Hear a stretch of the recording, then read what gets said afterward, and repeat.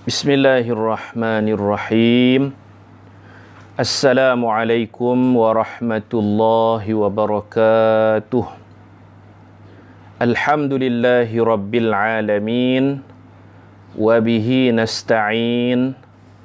Wassalatu wassalamu ala ashrafil anbiya'i wal mursalin. Wa ala alihi wa sahbihi ajma'in.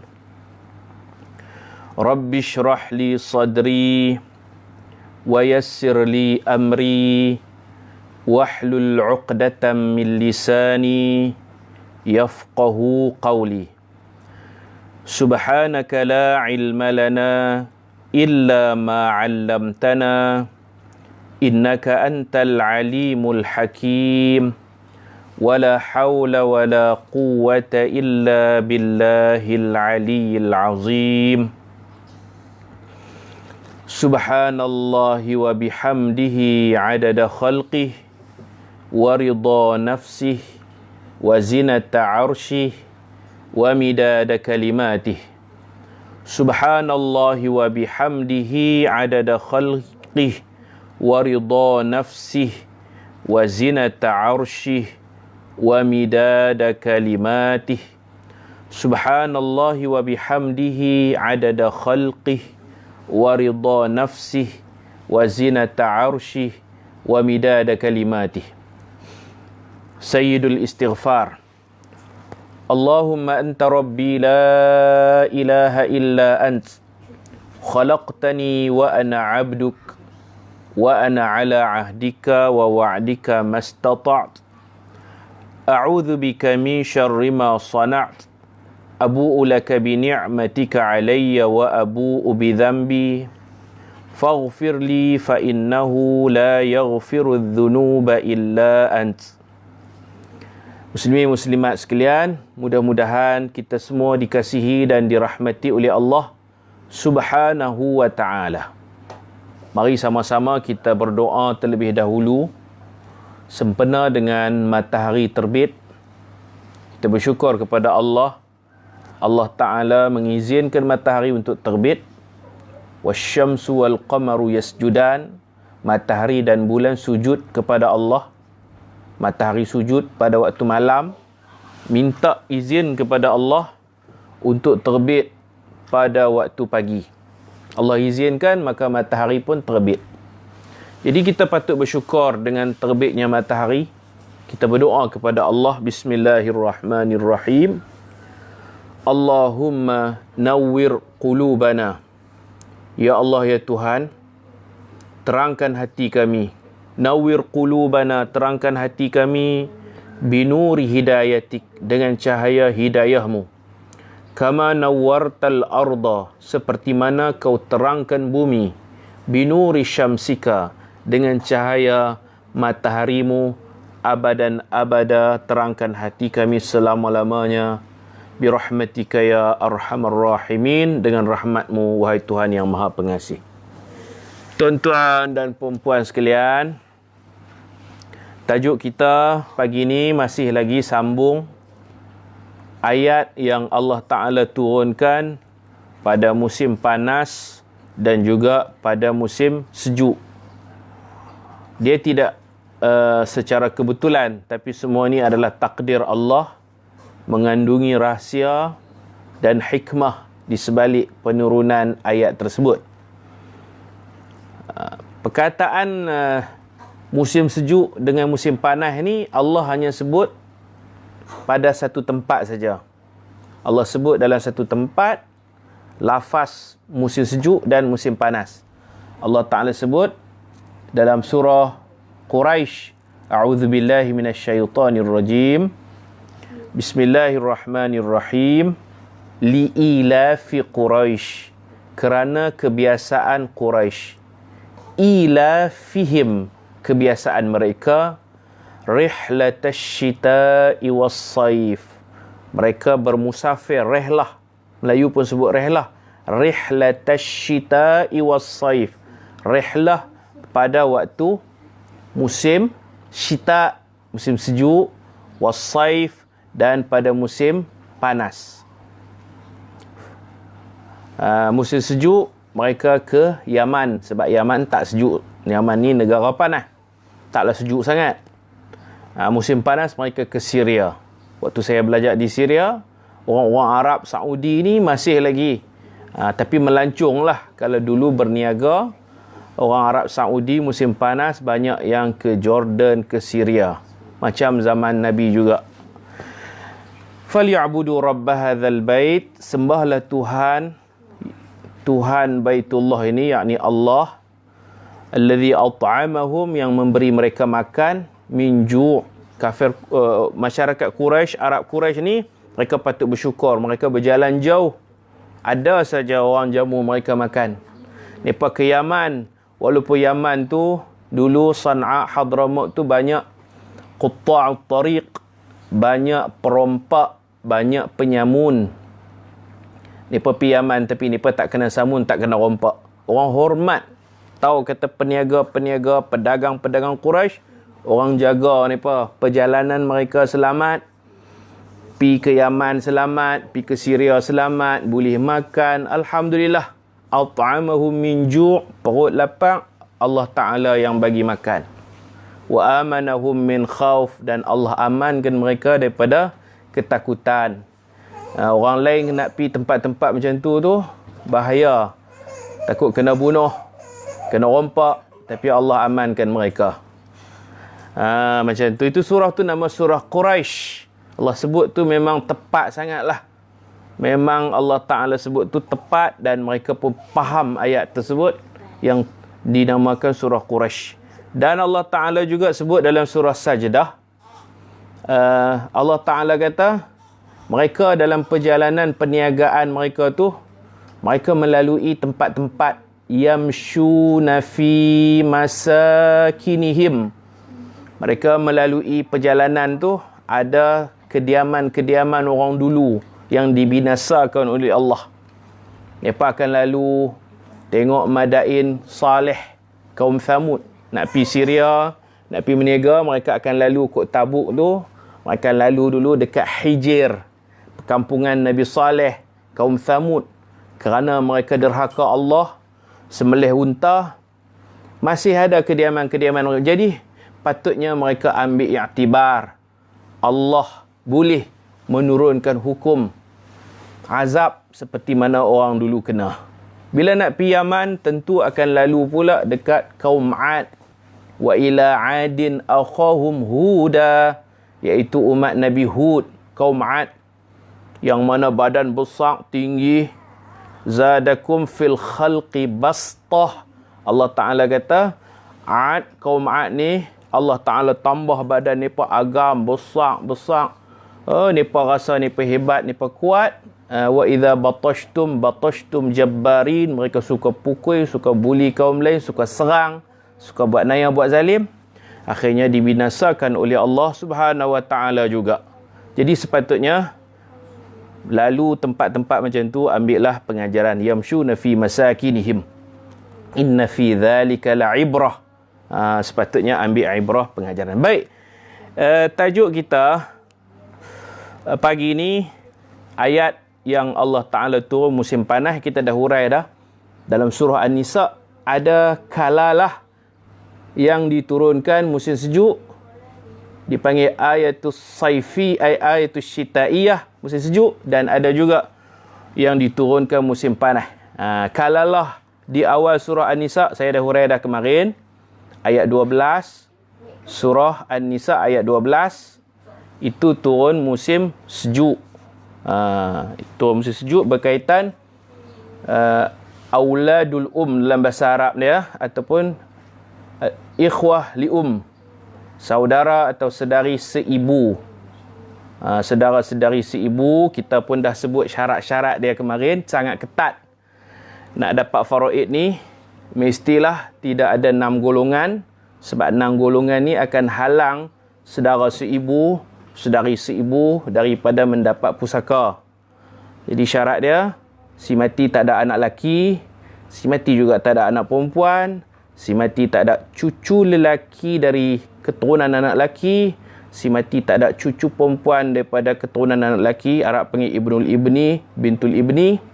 si mati tak ada ayah, dan si mati juga tak ada tok wan, tak ada datuk, iaitu abul ab, ayah kepada ayah. Tak ada enam-enam ni, dan datuk-datuk hak atas pun tak ada. Tak ada ayah, tak ada datuk, tak ada apa kita panggil Melayu panggil apa, moyang apa semua tu tak ada. Lain clear, barulah boleh dapat harta pusaka kepada sedara atau sedari seibu. Itu ayat 12, turun musim sejuk, dipanggil ayatus syita, ayat musim sejuk. Dalam ulama tafsir bila sebut ayat sejuk ni, ayat musim sejuk ni merujuk kepada ayat 12 surah An-Nisa. Banyak mana ni dapat? Setelah 6 golongan ni tak ada, 6 golongan tadi tak ada, ni dapat falikulli wahidin minhumas sudus. Seorang, kalaulah seorang saudara seibu tu seorang, dia akan dapat 1/6. Kalau ramai, saudara seibu ada ramai, ada saudari seibu, saudara seibu, fa in kanu aktsara min zalika, jika mereka lebih dari seorang, fahum syuraka'u fi thulus, mereka berkongsi 1/3. Perkataan syuraka itu, ulama-ulama faraid kata, fahum syuraka, mereka berkongsi fi thulus pada 1/3. 1/3 itu dibahagikan pusaka 1/3 tu tuqsam bainahum sawiyatan ataupun bisawiyah, dibahagikan sama rata.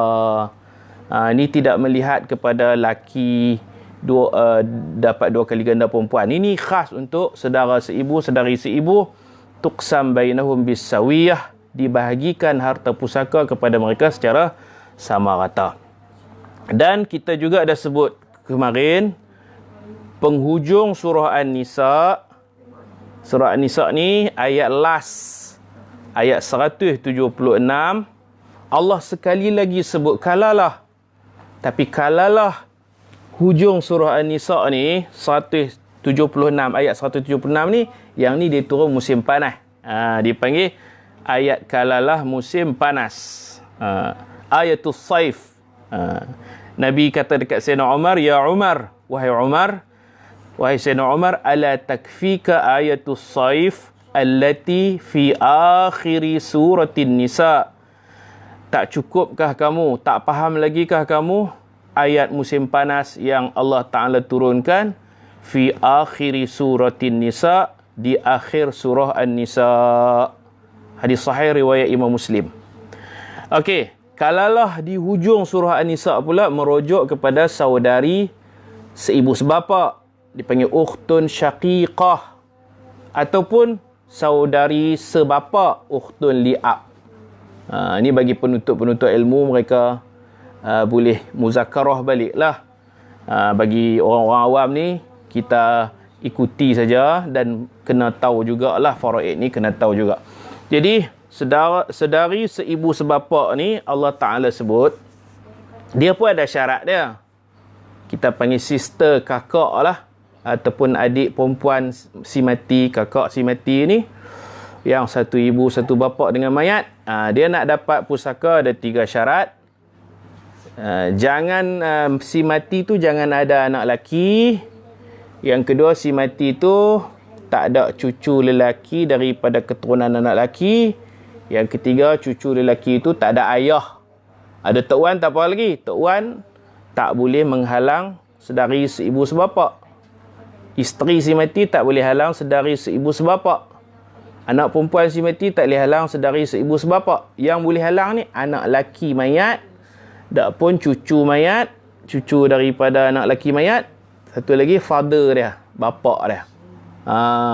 Kalau ada salah seorang daripada 3 orang ni, maka tak dapatlah kakak-kakak mayat dan adik-adik mayat. Kalau tak ada 3 orang ni, anak laki tak ada, cucu laki tak ada, ayah mayat pun tak ada, mati lama dah, maka kakak mayat tu ada hak dia. Yang tu Allah Ta'ala sebut kalalah juga. Tapi pecahan dia tak sama dengan ayat musim sejuk. Ini kalalah ayat musim panas, hujung surah An-Nisa, Allah Ta'ala sebut kalau seorang dapat 1/2 ukhtun syaqiqah, seorang 1/2. Kalau 2 orang atau lebih, fa in kanat tathnatan falahumath thuluthan, mereka dapat 2/3. Kalau ramai 2/3. Dan kalau bercampur brother dan sister, saudara dan saudari, maka mereka berkongsi falidzakari mithlu hadzil unthayain, yang brother tu dapat 2 kali ganda, dapat lebih daripada sister mayat tu. Okey, baik. Yang pentingnya tuan-tuan dan puan-puan, Imam As-Suyuti rahimahullah, penyusun pengarang kitab Al-Itqan ni, dia memang itqan sungguh. Itqan ni makna teliti, buat kerja bagui, smart dalam kerja tu, makna itqan. Orang-orang lain bila sebut ayat Quran, ulama-ulama lain banyak sebut Makkiyah, ayat Mekah, Madaniyah, ayat lepas hijrah. Sebelum hijrah Makkiyah, dah hijrah dah tu Madaniyah. Tapi Imam Suyuti ni dia pecahan itu, Masya Allah, Tabarakallah. Dan saya bercadang nak bukukanlah kuliah-kuliah kita ni. Kita tak terjemahlah semua kita itqan tu, tapi kita pilih-pilih tajuk-tajuk tertentu untuk kita sebarkanlah ilmu ni sebagai peninggalan kepada masyarakat kita, insya-Allah. Imam Suyuti dia pecahkan, ada ayat musim sejuk, ada ayat musim panas, ada ayat turun malam. Hak turun siang tu memang banyak lah. Ayat siang, ayat malam, kita dah lalui dah tajuk ayat malam. Ayat antara siang dan malam, subuh. Ayat tayamum turun waktu nak sembahyang subuh. Ayat Nabi semayang, Nabi nak laknat lepas perang Uhud tu, Nabi pun sakit, pak saudara pun meninggal, Nabi angkat tangan doa, nak doa laknat. Allah Ta'ala tegur, laisa laka minal amri syai'. Itu turun waktu subuh, tengah tu semayang. Nanti kita akan jumpa lagi kalau tuan-tuan ikuti kuliah ni, insya-Allah. Saya bukan mengajak, saya muzakarah saja. Dan ini bermanfaat, saya pun boleh baca, kongsi dengan tuan-tuan. Akan ada lagi kita jumpa ayat yang Nabi dapat atas langit. Dipanggil ayat Samaiyah. Ayat atas langit tu. Bukan Jibril turun dah, Nabi naik atas langit, Isra' Mi'raj lah. Ayat yang Allah anugerahkan ketika Nabi berada di langit, atas langit. Ayat ardiyah, ayat bumi ni memang banyak lah. Ada ayat yang Nabi dapat dalam musafir, dalam perjalanan. Ada ayat dipanggil safariyah, ayat musafir. Ada ayat Quran ni hadariyah, ayat Nabi tak pergi mana-mana lah. Nabi duduk Mekah, duduk Madinah macam tu. Kemudian ada lagi ayat yang ma bainas sama'i wal ard, antara langit bumi. Antara langit bumi pun ada. Nabi duduk tahu mana? Nabi duduk di fada. Duduk antara langit bumi, di ruang udara. Nabi duduk terbang dengan buruk tu pun dapat juga ayat. Nak kata atas langit, tak naik langit lagi. Nak kata di bumi, atas buruk, ada juga ayatnya. Masya Allah, tabarakallah. Itu pecahan-pecahan dia lah. Jadi bagus kitab Al-Itqan fi Ulumil Quran Al-Hafiz Al-Imam As-Suyuti rahimahullah, semoga Allah merahmatinya rahmatan wasi'ah. Baik tuan-tuan dan puan-puan yang saya muliakan, selesai kita ayat tentang Al-Kalalah. Al-Kalalah musim sejuk, Al-Kalalah musim panas. Ada yang pembahagian dia 1/6, 1/3, ada yang pembahagian dia 1/2, 2/3, seperti yang saya sebutkan. InsyaAllah kalau saya silap tolong perbetul ya. Baik. Ayat kalalah musim panas diturunkan dalam perjalanan Nabi untuk melaksanakan haji wada'. Nabi dapat ayat tu dalam perjalanan haji wada'. Nabi buat haji sekali, haji perpisahan Nabi tu musim panas. Jadi bila Nabi buat haji ni, yang kata musim panas ni termasuk jugalah, begitu juga awal surah Maidah ayat ketiga. Ayat al-yawma akmaltu lakum dinakum wa atmamtu alaikum ni'mati wa raditu lakumul islam madinah. Ayat kesempurnaan agama. Yang tu pun musim panas lah. Sebab Nabi buat haji, Nabi wukuf. Dan seorang Yahudi tanya Nabi, ada hadis, Yahudi tanya Nabi, wahai Sayyidina Umar, kau tahu tak ada satu satu ayat dalam kitab Quran hampa tu, Yahudi kata, ayat tu memang power, memang grand ayat. Yahudi kata, kalaulah ayat tu ada dalam kitab kami, kalau ada lah dalam Taurat, latakhadnahu aidan, kami akan jadikan hari turun ayat tu, kami akan buat hari kebesaran lah, kami sambut raya. Kami akan tulis dalam kalender kami hari turun ayat al-yawma akmaltu lakum. Tapi ayat ni tak ada dalam kitab Taurat, ada dalam kitab kita lah, kitab Al-Quran. Sayyidina Umar tanya Yahudi tu ayat mana satu? Yahudi pun baca, dia hafal. Dia baca al-yawma akmaltu lakum dinakum wa atmamtu alaikum ni'mati wa raditu lakumul Islam madinah. Sayyidina Umar kata, aku tahu hari ayat tu turun, aku tahu. Tempat pun aku tahu, waktu pun aku tahu. Hari, tempat, waktu. Hari wukuf 9 Zulhijjah. Tempat Padang Arafah. Masa turun ayat tu, masa dia petang. Masa dia petang. 9 Zulhijjah petang. Nabi sedang berada di atas unta Nabi dapat ayat tu. Menurut sebahagian riwayat, kan Quran ni wahyu yang berat. Nanti kita akan sampai tajuk yang kata wahyu tu, bila dia masuk dalam dada Nabi ni, dia berat. Nabi duduk atas unta tu sampai terduduk. Bahkan ada riwayat tengkuk unta ni orang panggil terseret ke tanah. Dan unta kan leher dia panjang, dia kira jatuh sampai macam tu, punya beratnya wahyu. Masya Allah. Kalau musim sejuk, Nabi dapat wahyu, memercik peluh Nabi ni, dia besar-besar pula. Seketui peluh tu, setitik yang besar tu macam permata. Pelik sikit lah. Dia menitik memercik peluh. Kita kalau makan panas, makan apa, makan tom yam ke apa, kan keluar peluh lah. Peluh kita meleleh ni, menitik tu. Cantik, nampak macam batu permata tapi peluh. Orang lain sejuk, tapi Nabi berpeluh. Masya Allah, tabarakallah. Itu menunjukkan ayat Quran. Wahyu tu bukan rekaan Nabi. Pagi-pagi Jumaat kita selalu dengar imam baca, am yaqulu naftarah. Apakah patut gamak sungguh orang-orang kafir ni menuduh Nabi Muhammad yang reka sendiri Quran? Tak, bukan Nabi reka Quran. Bal huwal haqq, bahkan Quran ini benar, datang daripada Allah Subhanahu wa ta'ala, bukan rekaan Nabi Muhammad sallallahu alaihi wasallam. Sebab kita kalau nak menulis, kita cari idea dia, taklah sampai keluar-keluar peluh. Kita tulis buku, kan? Takkanlah sampai berpeluh-peluh, takkanlah sampai jadi berat satu macam badan. Ini pelik lah. Jadi tuan-tuan dan puan-puan, al-yawma akmaltu lakum tu, ayat tu turun musim panas. Begitu juga kata Imam Suyuti, ayat 281 surah An-Nisa. Surah Al-Baqarah, minta maaf. Surah Al-Baqarah 281.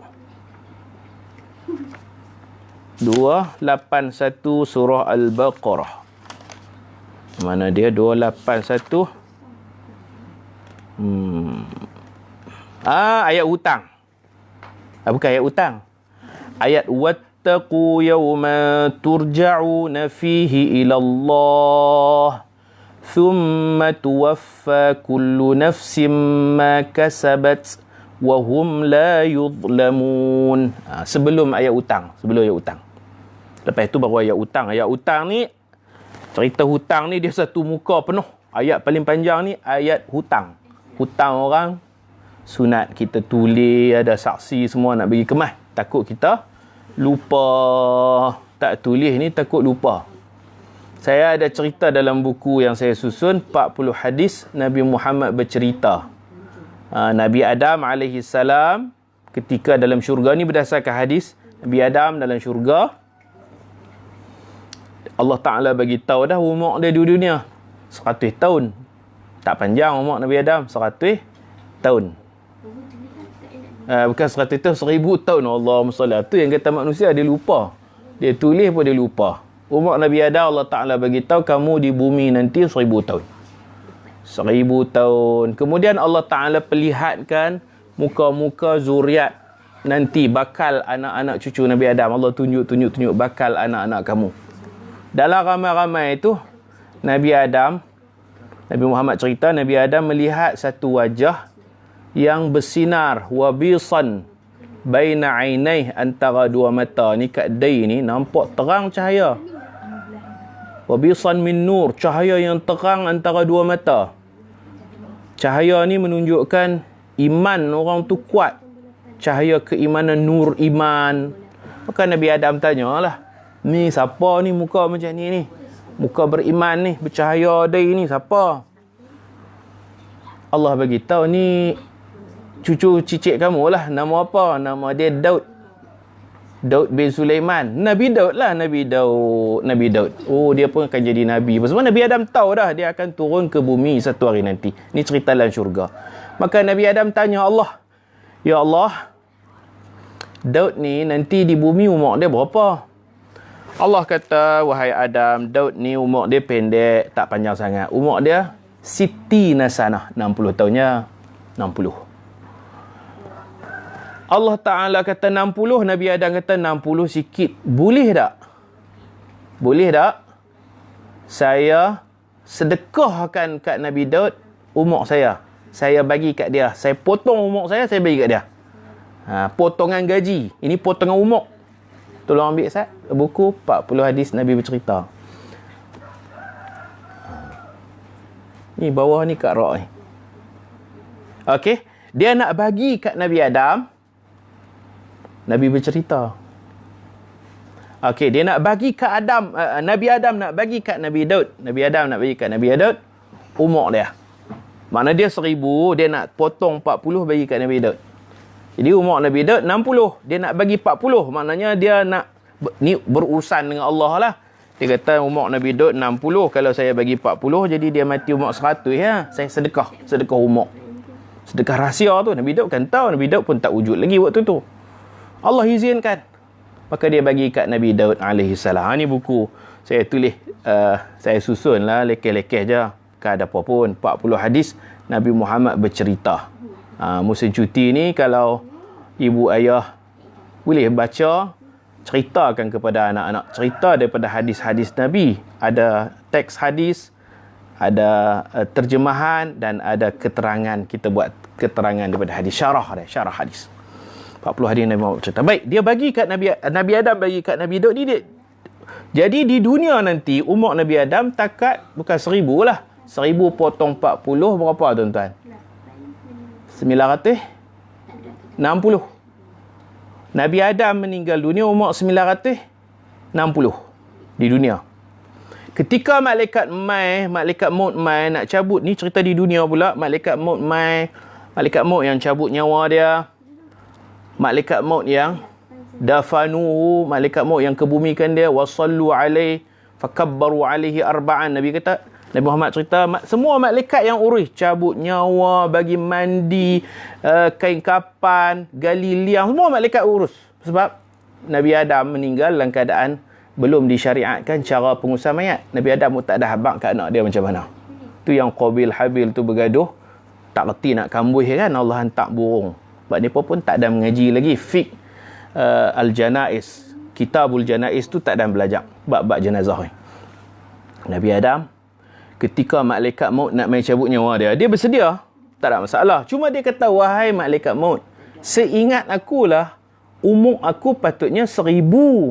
Hari ni baru umur aku 960. Nabi Adam kata, patutnya aku ada 40 tahun lagi lah, baru 960. Nabi Adam terlupa. Padahal dia dah sedekah kat Nabi Daud 40 tahun umur dia, jadi tinggal 960 je lah. Sebab itulah Nabi kata, kita apa-apa pun kena tulis. Tak tulis, lupa. Kalau kita bayang apa-apa, kita minta dapat resit lah, ada kertas hitam putih. Baru kita tak lupa. Baik, ayat hutang ni sangat panjang. Sebelum ayat hutang, ada ayat wattaqu yawman turja'una fihi ila Allah. 281 surah Al-Baqarah. Ayat ni turun musim panas juga. Dan juga ayat hutang. Yang saya baca tadi, ayat hutang pun turun musim panas. Surah An-Nasr. Surah An-Nasr. Idza ja'a nasrullah. Surah kemenangan. Surah pembukaan kota Mekah. Itu semua berlaku pada musim saif, musim panas. Ayat 281 surah Baqarah ni, kebanyakan sahabat-sahabat Nabi dan para ulama mengatakan inilah ayat terakhir. Ayat wattaqu yawman turja'una fihi ilallah. Ayat terakhir, wahyu terakhir. Wahyu mula Iqra. Nanti kita akan ada sampai tajuk apakah wahyu pertama yang Nabi dapat dan apakah wahyu terakhir yang Nabi terima. Ada yang kata al-yawma akmaltu lakum dinakum. Tapi kebanyakan ulama membantah bukan yang tu. Yang tu lepas turun ayat tu tak turun dah hukum hakam, tak turun dah hukum-hukum. Lepas al-yawma akmaltu lakum tu dah lengkap dah agama, tak turun dah hukum-hukum lain. Tapi duk turun lagi ayat-ayat lain. Jadi ayat last khatimah penutup Quran ni sebenarnya kata kebanyakan majoriti ulama ayat 281 surah Al-Baqarah. Kita kena tahu lah. Ramadan bulan Al-Quran. Kita kena tahu ni ulumul Quran. Info berkaitan Quran. Ayat mula Iqra. Ayat last sebelum Nabi wafat, Nabi dapat ayat tu last sekali. Lepas tu tak ada ayat dah. Cukup dah 30 juzuk. Kebanyakan ulama kata ayat 281 surah Al-Baqarah. Tapi itu bukan tajuk kita pada pagi ini. Nanti kita akan sampai tajuk ayat apa awal, ayat apa akhir. Ada beberapa pendapat lagi.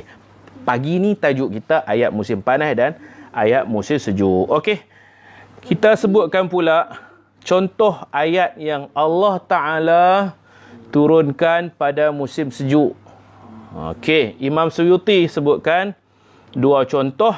Yang pertama, ayat berkaitan Sayyidatina Aisyah difitnah berzina dengan Sayyiduna Safwan bin Mu'attal. Dalam sirah kan kita belajar ada satu kisah yang sangat sedih. Sayyidatina Aisyah sampai demam-demam. Sampai bila dia dapat tahu orang kata kat dia, orang fitnah dia, dia isteri Rasulullah.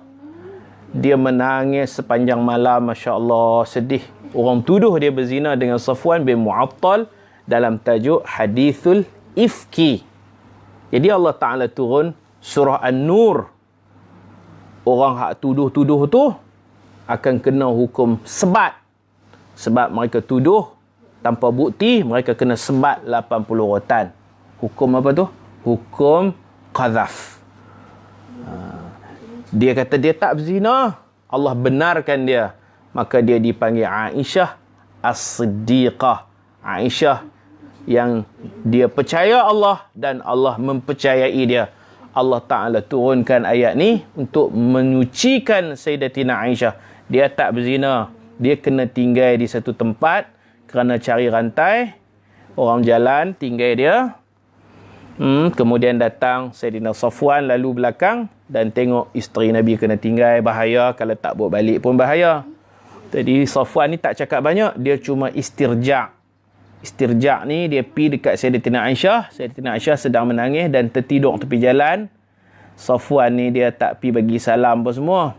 Dia pergi istirja'. Dia kata inna lillah wa inna ilaihi raji'un. Ini satu musibah. Isteri Nabi kena tinggal. Tuan-tuan bisa kena tinggal tak? Berhenti ke RNR mana-mana. Pergi tandas. Kemudian orang tinggal. Jenuh ligan. Lah tak apalah, ada handphone boleh telefon no. Orang tak sedap. Saya ada pengalaman kena tinggal. Dah tinggal tapi di hotel lah. Di hotel. Saya naik bas, tengok ada jemaah tak cukup. Saya turun pergi panggil. Turun pergi cari. Waktu saya pergi China dulu. Pergi Beijing. Kita ketua jemaah, pemandu pelancong kalut. Saya turun berdebas, ada dua orang je tak naik. Nak pergi carilah. Nak pergi call apa semua. Call tak angkat. Call dalam bilik kan, tak angkat. Saya naik lift. Waktu saya naik lift tu, dua orang tu turun lift lain. Bila dua orang ni turun, mereka naik bas. pemandu pelancong Cina ni dia kalut sikit. Dia pun bila dah kata cukup, dia berjalan terus, dia tak bilang lah. Akhirnya saya kena tinggal. Tak apalah, tak ada rezeki. Tu bukan nak cerita tu, tak apalah, saya tidur jalan dalam hotel. Sayyidatina Aisyah kena tinggal tengah jalan. Bahaya. Ada penyamun ke, perogol ke, na'udzubillah min zalik. Maka Safwan ni, dia berjalan belakang. Nabi tugaskan dia untuk kutip barang-barang yang jatuh, dompet orang ke, pedang ke, apa-apa yang jatuh, kutip lah. Nabi kerja, Nabi smart, Nabi jalan depan, mesti ada seorang lagi belakang jalan tengok apa-apa kan. Rupa-rupanya isteri Nabi kena tinggal. Takkan dia tak bawa balik. Jadi dia bawa balik. Cakap apa benda, inna lillahi wa inna ilaihi raji'un. Sayyidatina Aisyah terjaga. Sayyidatina Aisyah pun faham. Naiklah belakang unta. Tapi ada bilik sekedup dia, ada bilik, ada tirai, semua cukup. Bukan naik peluk gitu. Jadi asing. Nak sampai Madinah tu kan malam. Sampai puak munafik lah. Abdullah bin Ubay bin Salul dia buat cerita. Sehingga menyebabkan ada beberapa orang sahabat Nabi yang beriman, yang kuat solat pun percaya cerita tu. Duk jaja, duk kutuk, duk kata dekat Sayyidatina Aisyah. Allah turun ayat ni musim sejuk. Boleh tengok dah dalam kitab Sahih Bukhari. Nabi SAW dapat wahyu ni, pecah peluh ni. Pecah peluh. Masya Allah, menitik peluh. Hak saya cerita tadi tu, peluh Nabi menitik tu macam batu-batu permata yang cantik. Macam tu. Baik. Kemudian musim sejuk lagi, ayat berkaitan perang Khandaq. Iaitu ayat 9 surah Al-Ahzab. Tonton tengok sendirilah. Surah Al-Ahzab ayat ke-9. Allah Ta'ala sebut, Allah Ta'ala menghantar angin yang kuat. Perang Khandaq, perang gali parit ni, musim sejuk. Tengah duk perang tu, malam tu Allah Ta'ala hantar angin bertiup kencang, sejuk lah, Masya Allah, Tabarakallah. Dan perawi cerita tentang peristiwa ni nama dia Sayyidina Huzaifah bin Al-Yaman. Nabi suruh dia pergi jadi pengintip masuk ke tempat Ahzab, tentera musuh Ahzab, yang ada Yahudi, kafir Quraisy dan beberapa kabilah lagi tu. Sayyidina Huzaifah Al-Yaman, dia melaksanakan tugas Nabi jadi pengintip. Walaupun dia kata kalau ikut hati sejuk ni, tapi sayang Nabi, hormat Nabi, malu kat Nabi, dia pergi jadi pengintip dan dia kucar-kacirkan musuh-musuh.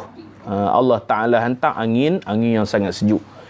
Sebab tu kita bila pergi Madinah, pergi buat umrah, kalau musim sejuk tu kita boleh rasa sejuk, Madinah sejuk. Maka kita kena ingatlah cerita bagaimana Sayyidatina Aisyah kena tinggal seorang-seorang, dah sejuk, bahaya. Apa semua surah An-Nur Allah Ta'ala turunkan untuk membersihkan Sayyidatina Aisyah daripada tuduhan jahat.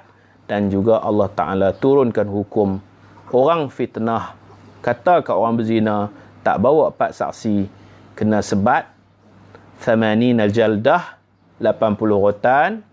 Kemudian la tuqbalu lahum syahadatan abada, tidak diterima penyaksian mereka. Wa ulaika humul fasiqun, dan mereka jadi orang fasik. 80 rotan dapat, ditolak penyaksian, fasik. Macam tu. Dia adalah illal ladzina tabu, kecuali kalau mereka bertaubat. Baik. Saya rasa cukup takat tu. Esok tajuk apa pula tuan-tuan? Panjang umur esok insya-Allah kita cerita pula tentang ayat yang turun ketika Nabi sedang berbaring. Nabi sedang berbaring, dipanggil firashi. Nabi duduk atas tilam. Tilam Nabi tak tebal macam tilam kita lah. Tilam Nabi ni hanya dimasukkan sabut-sabut, kurma tu, apa semua, kasak. Nabi pernah tidur sampai berbekas belakang Nabi. Macam orang tua-tua dulu tidur tikar mengkuang lah. Belakang tu dia jadi petak-petak. Bila bangkit tidur tu lekat petak-petak. Jadi hamparan tidur Nabi. Nabi ketika tidur turun wahyu. Bahkan kadang-kadang Nabi duduk dalam selimut bersama isteri Nabi. Duduk dalam selimut pun turun wahyu. Itu khususnya Sayyidatina Aisyah lah. Sayyidatina Aisyah kata Nabi, isteri lain kalau aku sedang berselimut, satu selimut dengan isteri, Allah Ta'ala tak turun wahyu, tapi Sayyidatina Aisyah duduk dalam selimut bersama isteri pun, Allah Ta'ala hantar malaikat menurunkan wahyu. Okey, nanti esok kita akan cerita ayat apa antara ayat yang turun ketika Nabi sedang berbaring, dan ada juga ayat yang turun ketika Nabi sedang tidur. Dalam tidur Nabi dapat wahyu. Kerana Nabi-Nabi ni wahyu yang kita maksudkan wahyu Quran lah. Kalau hadis tu pun wahyu. Nabi-Nabi ni mereka tak akan mimpi melainkan mimpi yang benar. Mereka tak mimpi merapu macam kita. Syekh As-Sayyid Muhammad bin Alawi Al-Maliki, dia tulis satu selawat, antaranya ialah Allahumma salli wa sallim ala Sayyidina Muhammad wa ala ali Sayyidina Muhammad alladhi lam yahtalim qat. Nabi Muhammad ni, selawat dan salam kepada Nabi Muhammad, lam yahtalim qat. Nabi Muhammad ni tak pernah mimpi merapu sampai ihtilam, sampai keluar mani, tak pernah. Sekali pun tak pernah. Kalau orang tanya berapa kali Nabi mimpi sampai keluar mani, tak. Dan Nabi balik macam mana? Balik dengan umur, bukan balik dengan mimpi. Nabi Muhammad lam yahtalim qat. Nabi Muhammad tak pernah lah mimpi sampai keluar mani. As-Sayyid Muhammad bin Alawi Al-Maliki ni, atau dipanggil Abuya As-Sayyid Muhammad bin Alawi Al-Maliki ni, dia ada selawat dia yang cantik lah kalau kita amalkan. Mata Nabi lam yahtalim qat. Dia selawat Allahumma salli ala Sayyidina Muhammad alladhi lam yatatha'ab qat. Mulut Nabi tak pernah menguap, sekali pun tak pernah menguap mulut Nabi. Mata Nabi, tanamu ainahu wa la yanamu qalbuh. Mata Nabi yang tak pernah mimpi merapu, dan mata Nabi ni kalau tidur pejam mata, hati tak tidur. Lagi apa lagi mata Nabi? Alladhi Allahumma salli ala Sayyidina Muhammad wa ala ali Sayyidina Muhammad alladhi yanzuru min waraihi kama yanzuru min amami. Nabi nampak apa-apa yang ada belakang seperti mana nampak depan. Nabi tengok depan, nampak belakang sekali. Nabi pernah semayang dengan para sahabat. Ada sahabat yang rokok lebih awal daripada Nabi. Ada yang sujud awal. Yang kalut ni, orang Arab kalut ni, lepas semayang Nabi tegur. Nabi kata, inni imamukum, aku imam hampa. Fala tasbiquni birruku' wala bisujud. Jangan rokok awal, jangan sujud awal. Fa inni arakum min khalfi kama arakum min amami, atau kama qal. Nabi kata, aku boleh nampak orang belakang seperti mana aku nampak orang depan. Depan nampak, belakang pun nampak. Jangan ingat aku tak nampak hampa duduk belakang. Ada yang rokok awal. Ada riwayat Nabi kata, siapa yang angkat kepala awal daripada imam duduk sujud lagi, dia kira nak bangkit duduk dah, dibimbangi Allah tukar rupa dia jadi seperti kera atau seperti khinzir. Adablah semayang, kena ada ilmu. Jangan kalut, jangan gopah. Jadi mata Nabi tak pernah mimpi merapu. Mata Nabi kalau tidur pun tanamu ainahu wa la yanamu qalbuh. Pejam mata, hati tak tidur. Mata Nabi yanzuru min waraihi kama yanzuru min amami. Boleh nampak belakang seperti mana nampak depan. Mulut lam yatatha'ab qat. Kemudian lam yaqa' alaihi dhubabu qat. Selawat dan salam kepada Nabi Muhammad yang tak pernah dihinggapi, tak pernah hinggap lalat dekat badan Nabi SAW. Lam tahrub dabbatun qat. Nabi bila pikat binatang tak lari. Kita kalau pikat binatang lari, merpati yang jinak pun kita pergi dekat, dia lari. Macam tu. Banyak lagi lah. Itu khasais, khususiat yang Allah Ta'ala bagi kepada Nabi. Allazi wulida makhtuna, dilahirkan sudah terkhatan, putus tali pusat, kemaluan pun dah tersunat, terkhatan siap dah. Macam tu. Kana idza jalasa ma'a qaumin kanat aktafuhu a'la minhum. Nabi kalau duduk dengan orang ramai, kelihatan bau Nabi lebih tinggi daripada bau orang lain. Itu ada selawat yang elok kita amalkan. Mudah-mudahan kuliah kita pagi ini bermanfaat. Kita dah sebutkan ayat yang turun musim panas, ayat kalalah, ayat al-yawma akmaltu lakum, ayat kesempurnaan agama, ikmaluddin, surah idza jaa nasrullahi wal fath, itu turun musim panas. Jadi sebahagian ulama dalam bidang perubatan ni, kalau orang duduk tengah sejuk sangat tu, dia sejuk, dia pakai baju tebal pada sejuk tu. Dia rasa sejuk. Kita kata dia baca idza jaa banyak-banyak, idza jaa nasrullahi wal fath. Niat di hati surah ni turun ketika musim panas. Turun musim panas, jadi mudah-mudahan badan dia jadi panas, macam tu. Kemudian kita dah sebut tadi berapa kelebihan Nabi. Tak pernah dihinggap lalat, tak pernah menguap. Mata Nabi ada 3 tak pernah mimpi yang bukan-bukan. Tidur malam pejam mata tapi hati jaga. Nabi boleh nampak apa yang di belakang Nabi. Tu orang tak boleh nak bunuh Nabi, tikam ke belakang pun tak boleh. Nabi nampak. Allah bagi khasais, keistimewaan kepada Rasulullah sallallahu alaihi wasallam. Mudah-mudahan bermanfaat insya-Allah. Esok kita sambung ayat yang turun ketika Nabi sedang berbaring dan ayat yang turun ketika Nabi sallallahu alaihi wasallam sedang tidur. Wa sallallahu ala sayyidina Muhammad wa ala alihi wa sahbihi wa baraka wa sallam. Walhamdulillahi rabbil alamin. Assalamualaikum warahmatullahi wabarakatuh.